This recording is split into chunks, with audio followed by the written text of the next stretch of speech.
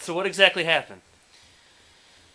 Oregon, standing at the kiosk and saying, in the mall, just talking to a customer, and then you hear a scream. In the mall, you hear screams every day, right? Right. Didn't pay much attention to it. Then somebody actually standing physically at my kiosk, screamed and said, "Does anyone know CPR?" I said, "Well, anyone know CPR? What's wrong?" I turned to her because she was to my right, and she's like, "That man over there just collapsed because there's a Starbucks in front of my store with tables." Right. Well, he just collapsed right out of his chair. I excused myself from the gentleman I was talking to, trying to sell a phone. I jumped beside the kiosk because nobody was doing anything. And I ran over there. I evaluated the casualty. I checked for a pulse, checked for breathing. He was not breathing. He had a very, very dim pulse.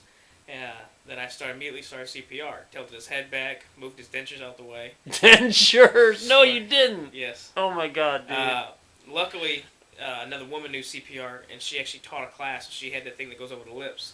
Oh, thank God. She did the breathing as I did the pumping. So you didn't kiss some dentureless senior. I did it first. Oh, nobody was there. Nobody was doing anything. Right.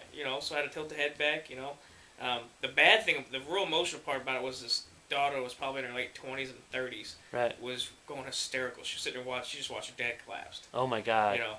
So until finally security came, they came with some sort of shock thing. So they tried doing that until paramedics and stuff got there. So we would still continue CPR the day. We'd try to shock him because he just wasn't going on.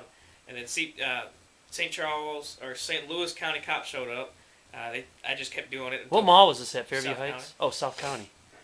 So I kept doing it, and then finally paramedics came. But because I was already pumping the chest, I just kept doing it until they hooked him up to the breathing machine. Hooked him up to an actual shocker, stuff like that. So this went on for about a good 12 minutes. Wow. And the guy was saved? He died? Yeah.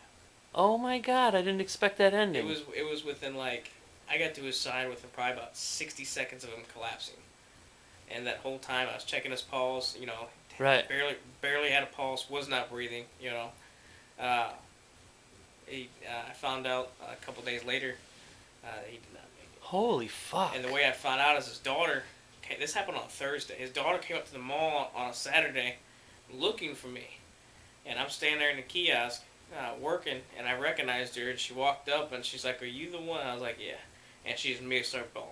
Oh And man! she's like, "Can I give you a hug?" So I came out of the SI kiosk, and she gave me a big old hug, and she just thanked me for trying to do something because nobody was, Right. trying to attempt. And she told me that she knew I was an Army soldier, which is how I knew CPR. Right.